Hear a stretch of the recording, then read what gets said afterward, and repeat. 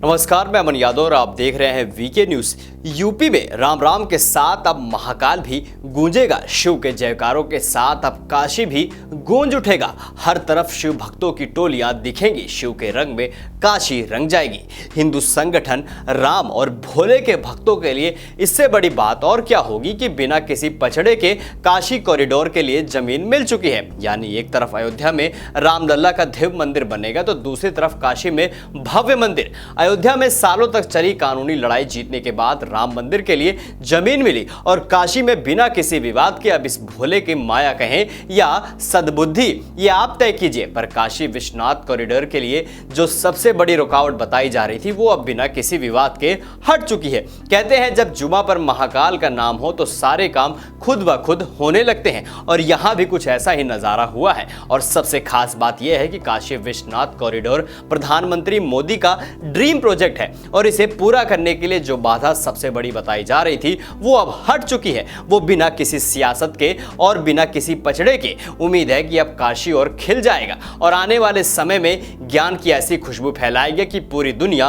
महक उठेगी। दरअसल वाराणसी के काशी विश्वनाथ मंदिर और ज्ञानवापी मस्जिद की जमीन को लेकर कोर्ट में केस चल रहा है। कानूनी लड़ाई जारी है और इसी बीच मस्जिद की तरफ से एक बड़ी पहल की गई है। सुन्नी सेंट्रल वक्फ बोर्ड ने मंदिर प्रशासन को ज्ञानवापी मस्जिद से सटी जमीन को देने का फैसला किया है, जिसके बाद अब काशी विश्वनाथ कॉरिडोर के लिए 1700 स्क्वायर फीट जमीन मिल गई है। ज्ञानवापी की तरफ से कॉरिडोर के लिए 1700 स्क्वायर फीट की जमीन दी गई है, जिसको लेकर अंजुमन इंतजामिया मस्जिद के ज्वाइंट सेक्रेटरी MM यासीन ने बताया कि परिसर में 3 प्लांट हैं जो वक्फ की प्रॉपर्टी है। उसी में से एक प्लांट पर कंट्रोल रूम बना था, जिसको लेकर हमने सुन्नी वक्फ बोर्ड से बात की थी। वहां से परमिशन मिलने के बाद मंडल युक्त से बात करके समन्वय बनाया, जिसके बाद हमने कॉरिडोर के निर्माण में करीब 1700 स्क्वायर फीट जमीन देने का फैसला किया। इसके बदले हमें परिसर के बाहर 1000 वर्ग फीट की जमीन मिली है। यहाँ आपको बता दें कि इस संपत्ति का आर्टिकल 31 के एक्सचेंज ऑफर प्रॉपर्टी के तहत दस्तावेजों में ई स्टाम्प के जरिए साइन किया गया है। इसके लिए बकायदा 9,29,000 रुपए की स्टाम्प ड्यूटी चुकाई गई है। सीधे अर्थों में जमीन इस हाथ से दी गई और उस हाथ से ले ली गई। इसका मंदिर और मस्जिद विवाद से कोई लेना देना नहीं है, लेकिन एक पेच अभी भी फंसा है। वो ये है कि विवाद को लेकर मामला कोर्ट में लंबित है, यानी कानूनी लड़ाई जारी है। सिर्फ जमीन का साइन किया गया है। इसको लेकर वाराणसी मंडल के कमिश्नर दीपक अग्रवाल और अंजुमन इंतजामिया मस्जिद के मोहम्मद यासिन ने जमीन साइन की पुष्टि की है। बताया कि इसके लिए विधिक प्रक्रिया पूरी गई है।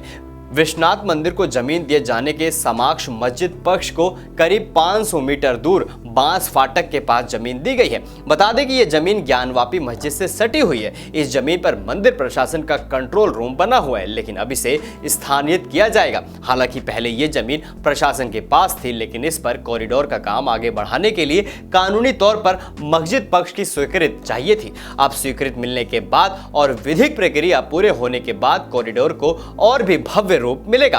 कहा जा रहा है कि अब इस फैसले के बाद प्रधानमंत्री नरेंद्र मोदी के dream project Kashi Vishwanath corridor में 4 चांद लग जाएगा और आने वाले समय में काशी की भव्यता देखने लायक होगी।